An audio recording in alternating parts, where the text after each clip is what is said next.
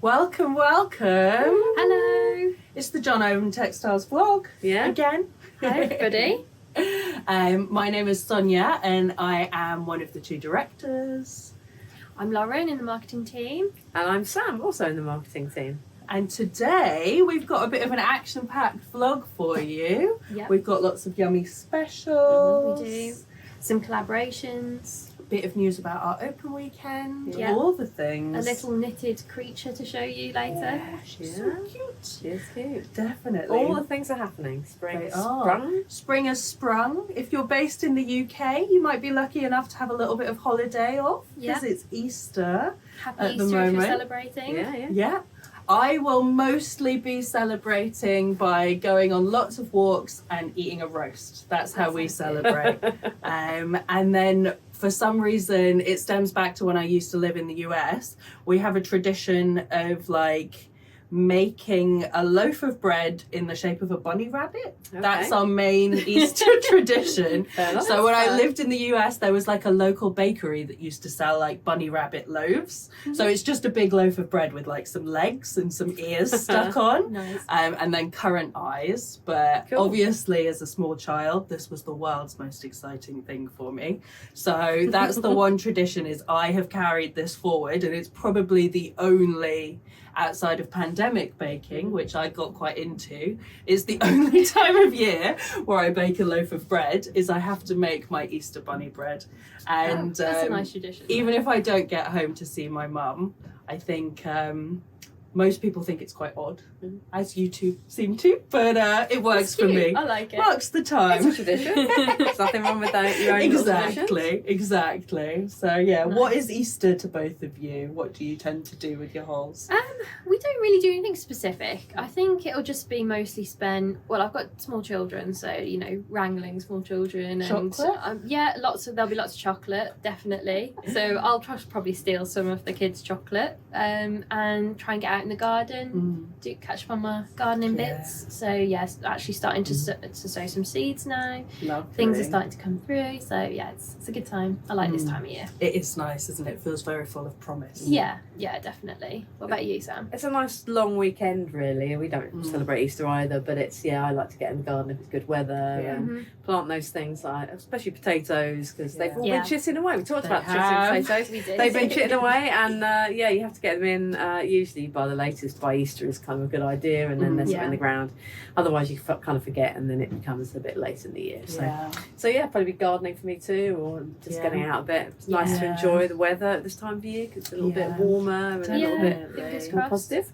And the clocks have gone back, so there's more daylight. Even if it's still cold, at least you can see. That's true.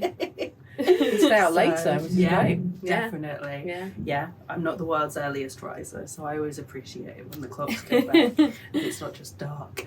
You might be wondering what we're holding here. Yes. Yeah. We've It's all got lovely related. things. How beautiful and shiny is this? It is. It is gorgeous. And it's our brand new special. Yeah. It is gorgeous. So this is our new silk blend. So do you want to tell us about it a little bit? How are we pronouncing it? I always just want to say Lepidoptera, but I know that's moths. butterflies. And Is it moths? moths? Yeah, but I can't remember the No, name so for beetles. It's beetles, so it's Coleoptera. There If you're we an go. entomologist, Thank you, Sam can say it. I did do a bit of entomology. I have a bit of a heads up on that one, Yeah. so it's a Coleoptera range of two, and they're named after beetles. And this one is the tansy beetle, and this one is the tiger beetle. I think Lauren picked up some really You've got some exciting facts. facts. Oh, it's so exciting. We do prepare very hard. The for research vlog department here. has been in. So the tiger beetle is we named it the tiger beetle because they're like an iridescent-y greeny purple, which kind of works well. And they're named after tigers because they're good predators, apparently. And then we've got the tansy beetle, which is a very shiny green beetle, which eats tansy flowers, as you can probably guess.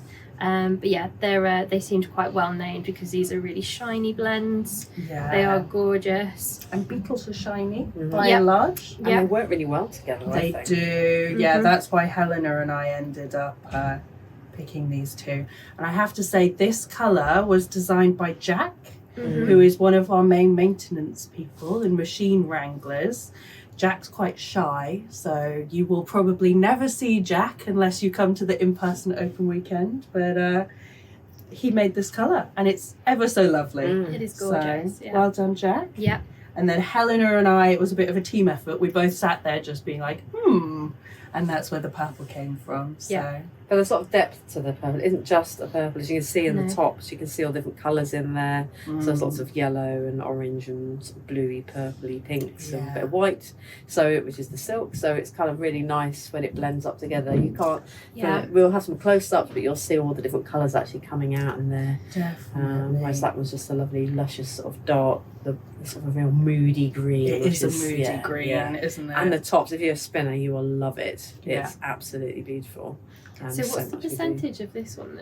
So they are both 10% silk with British wool, and we've used a bit of our Devonia tops and a bit of our Appledore tops when making both colours. So they'll both have Blueface Leicester, Exmoor Blueface, Romney and Devon close wool in, but they're both just slightly varying percentages, so you'll find that on the website.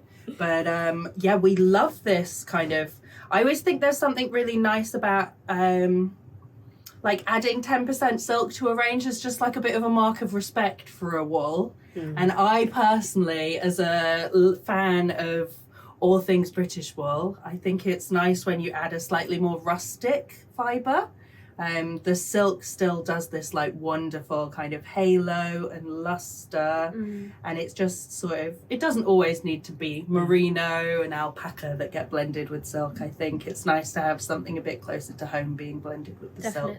Not that I don't love the Alpaca Supreme, which is a merino and alpaca blend. I've got quite a lot of things knitted in that, but it's nice seeing the sort of slightly more rustic versions. It just lifts it, doesn't it? The shine in it. It lifts like the beautiful British breeds in there. Definitely. So. You've done a little swatch that we'll close up with as well, so you'll be able to see the sort of drape on that as well. Yeah, for sure. And it's a sport weight, so it's actually the exact same spec as our Alpaca Supreme, just a slightly different base. So we'll give you a close-up of those now. So here we've got a close-up of our gorgeous beetle yarn and tops, and we've got both the tiger beetle and the tansy beetle. You can just see the shine on that. It's just amazing. Hopefully the camera's picking it up. And then, because those colours are so subtle, really, we wanted to kind of show them off to you in the top. I think you get a much better impression of all the shades in there. So here's the tansy beetle top. And it's that 10% silk just really gives it such a luster. And this is 10% silk with the green from the Appledore range and the green from the Devonia range, and then some black in it as well, but it's just got such a wonderful sheen. And then we've also got the tiger beetle, and it's just sort of has all the colours in the world in it. I think it's got some purple and pink and a bit of red, and then quite a lot of yellow as well, which is really giving it that glisten, and just a hint of black.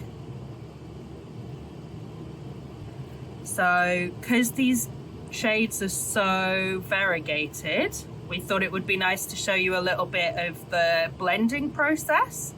So you can see these ones are a much more solid shade, and that's because these two tops have had 3 gills. So they're really showing up as, there's still a bit of colour variation in there, but it's much more blended.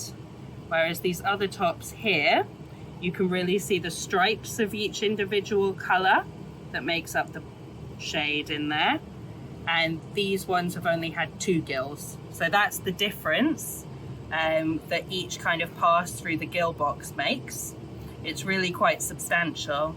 Once you get to about 3 or 4 gills, you could just keep going forever and it wouldn't make much of a difference. But there's such a difference between 1, 2 and 3.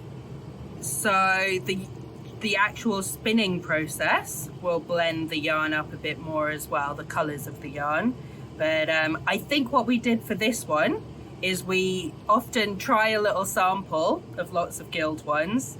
And I think for this one we decided that for the purple it was nicer as 3 gills, but we decided that it was nicer as 2 gills for the green. So for all the spinners out there, I think we have one of the tops is 2 gills and one is 3, but we always sort of do a little experiment to see which colour we prefer. And I've been very well behaved, and I've actually knitted a swatch for all of you to see. So it's just a bit of simple stockinette and then some rib, but it really shows off all of the amazing colours in that purple. And I think it would be equally beautiful in the green shade as well. But you can see it's quite nice. It's got a bit of drape to it, but it's still got lots of nice kind of British woolly British character to it as well. So we've got something very exciting to tell you about today as well, which is this. It's a little friend. Little squirrel friend called Hazel. It's Hazel. Yeah, we love Hazel. And Hazel is a dancer, and she's got a beautiful little pinafore on. Yeah, which I have apparently going to have to take off. So you can see like the beauty of this. But this was made by Helena, who's obviously at the mill. And so you've got, sorry little Hazel. Shall I take her dress for you? I'm squishing your face. There we go. So Hazel's this lovely little squirrel look. How beautiful is that? And that lovely bushy tail look. The bushy tail is amazing, isn't it? But yeah, she's a dancer, which you can tell. Look at that. You know, twirling around. There we go. She's a little flowy dress, really. Little sort of, yeah, and a lovely little pinafore. Her little pinny's very cute. It's nice. The blue works quite nicely with her fur colour as well, I think. And this is all knit by numbers, 4-ply. And Hazel was conceived by Cynthia, who I think is a designer that we all very much admire at the mill. I think that most of the mill folks have made at least one of Cynthia's beautiful furry friends, little creatures. And she's part of a book, isn't she? She is, Lil Hazel. So they're all knitted toys, and the book is called Mouche and Friends, and it's being published by Lina magazine. And I'm afraid we don't have a book to show you yet, because at the time of recording we haven't received our copies, but we will be selling the book. I believe there's 12 patterns in there, and there's a raccoon and a bear and some chicks and a donkey and obviously little Hazel. And then the titular mouche is a commode bear or a spirit bear. And we will have little kits for both Mouche, and we will also have kits for Hazel. So they'll be just up on the website, and they're in knit by numbers 4-ply, excuse me. And we will then also be supplying a little bit of stuffing, broken tops stuffing, so that you can not only knit your furry friend, but you can also then stuff them with the broken tops. That's a proper little kit, isn't it? It is a proper little kit. I'm afraid we won't have any eyes, but you'll have to find those your own. Or you can embroider them on. Embroider them on, yeah. Exactly. And I think that's one of my favourite things about Hazel is Helena's done such a good job on her little expression and her ears. Her ears are so gorgeous, yeah. Beautiful they are. So I think they are the world's cutest little knitted animals. So yeah, you can have your own little friends. So we wanted to introduce some beautiful yarn that we've done with in a collaboration with Alice from Wool Matters. So this is our Spring Bulbs collection, which you might have seen already over on Instagram and Facebook. It is so beautiful, and it does definitely give you Spring Bulbs vibes. So we've got, this is the darkest one, and this is Iris.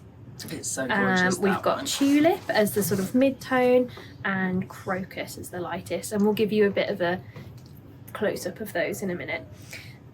So Alice has such an interesting like dyeing preference. She gets all of her botanical elements that she uses in her dye from her garden in Somerset. And she has things like marigolds and dahlias and cosmos, which she picks, and she sort of lays them all out on her undyed skeins. And it's sort of like a painting, really. We've popped some pictures up on Instagram of how she does it, and it's really cool. So we've worked with Alice a few times. She often dyes on our Devonia bases. And this is Devonia, this is our 4-ply. So we really wanted to do a collaboration with her, and coming out this time of year, it was obvious it was going to be like a spring element to it. And you're quite a gardener as well, so I do you love a bit of bonded gardening. over your spring bulbs. Not quite Alice's level of gardening, but yeah, I do love a bit of gardening. So we thought we'd do a spring element to the collaboration, and she came up with some ideas, and like the purple, pinky, yellowy tones all really like screamed spring bulbs to us. So she's done a sort of like it's like a very subtle gradient. You can see when you put them all together that there's like a variation in tone, and it goes from light to dark, which is lovely. That's my favourite. But yeah, we really love it. And this is a Mill member exclusive. So obviously if you go onto your Mill member pages, you'll be able to see it there. And if you do fancy becoming a Mill member, we've got a link in our profile to everything that you need there as well. Yeah, and Mill members get special things. They do. Like that gorgeous hand dyed. They get access to some of these exclusive specials that we do, which we do run throughout the year with different people, and we also make up our own Mill specials. They always get 10% off, which is always very handy. Yeah. They get a fancy badge, which I don't have on at the moment, but there's a fancy new enamel badge that we've got, and a whole new way of packaging and certificate. It's all very fancy these days. And yeah, so it's pretty amazing, this yarn. I really love this. I could see this in like some sort of like beautiful shawl combination. Oh, well, let's have a little close up. Yeah. So this is a close-up of our Spring Bulbs collection that we've done recently with Alice from All Matters. So we thought we'd give you a close-up of the 3 different colours that we've got here. We've got Iris, which is the darkest shade. We've got Tulip here, which is the mid-tone, and then we've got Crocus, which is the lightest one, which is my favourite because I am a pastel gal. So you can see they really work really well together as a gradient. It's like a subtle, like gradually shifting type of gradient, which will look lovely. There's so many beautiful gradient patterns out there, especially for shawls, that I can really imagine this sort of thing working well. Or, you know, if you're only into the darks or you just want something in the middle. Obviously there's something that's kind of like slightly different there, and this is all obviously on our Devonia base on the 4-ply. So last vlog we told you all about our open weekend classes. We did.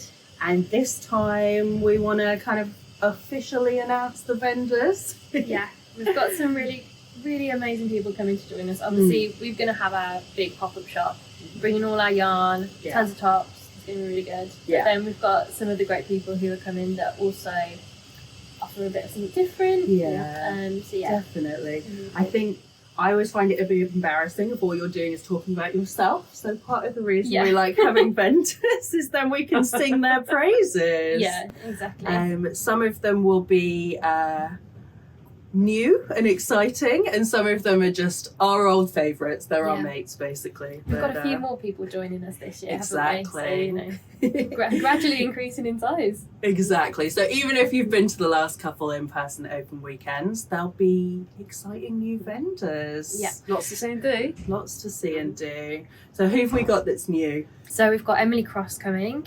You can find her on Instagram, and she does amazing ceramics. She does really incredible yarn bowls that are really decorative.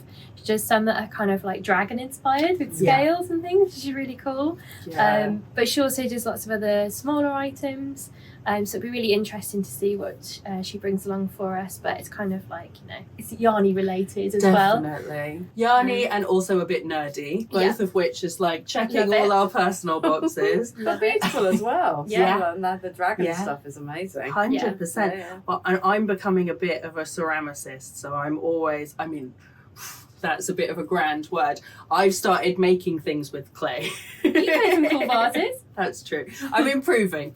But yeah, so I'm definitely looking forward to picking her brains about like what glazes she uses, and I think it's mostly things she's done on the wheel, but she's got some mugs and things as well. So that should be great, seeing what she's brought. Yeah, definitely.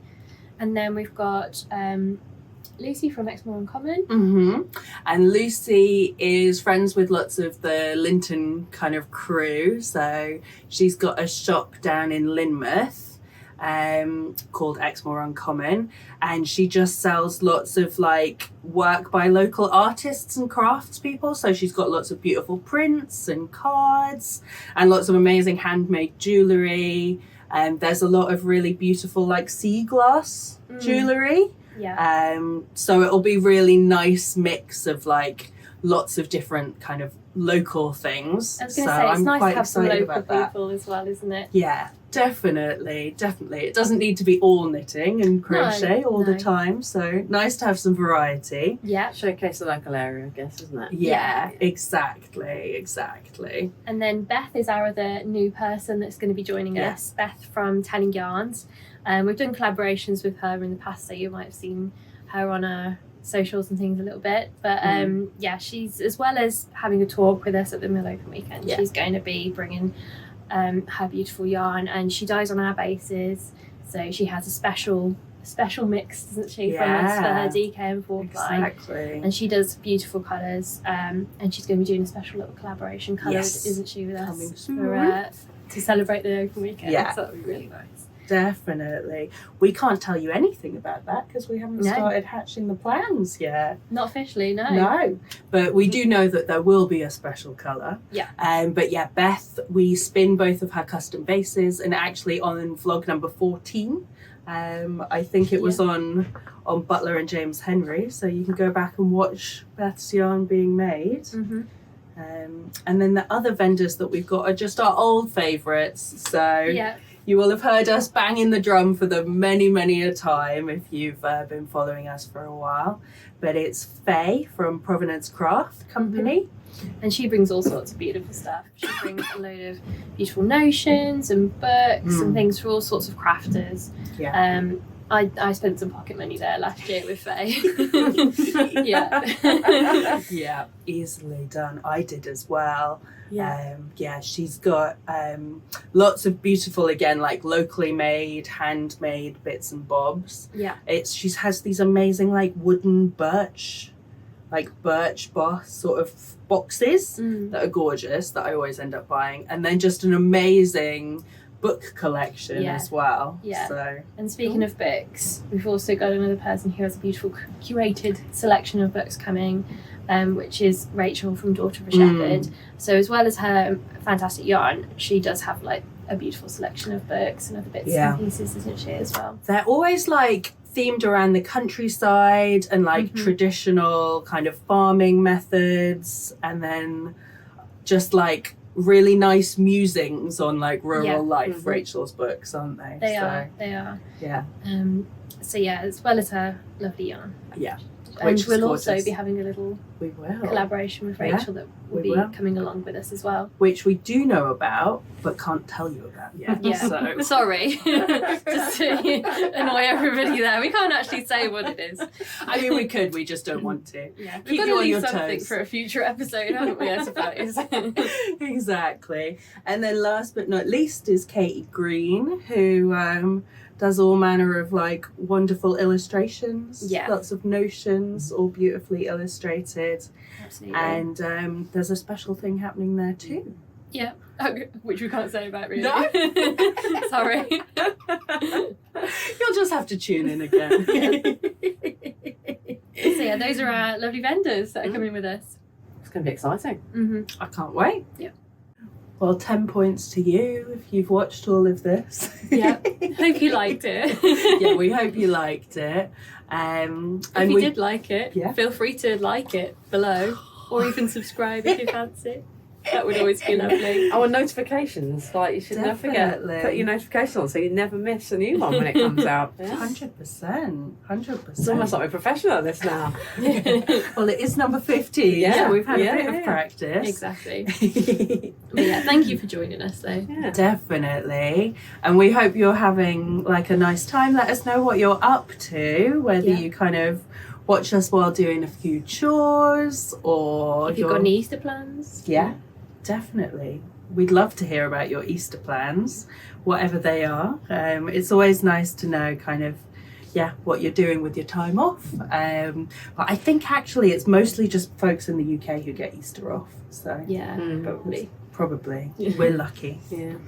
In one regard at least. But yeah, we hope you're having an enjoyable weekend. And if you do decide to have a couple skeins of silk blend or some of that beautiful natural dyed Devonia, we hope you enjoy working with it. We'd love to hear what you're planning on making. Definitely. And we'll be back in just a couple weeks' time. At Wonderwall. We will. So we're going to Wonderwall, which obviously one must be in Bilthwells for the actual Wonderwall, but we're also going to have a little bit of a virtual Wonderwall, so we'll pop some specials up on the website, and then we'll also have a little vlog coming your way. So number 16 will be very soon from the Royal Welsh Showgrounds straight to your house. Yeah. Which will be exciting. So we'll see you again in just a couple weeks. We will. See you soon. Thank you so much. Bye. Bye.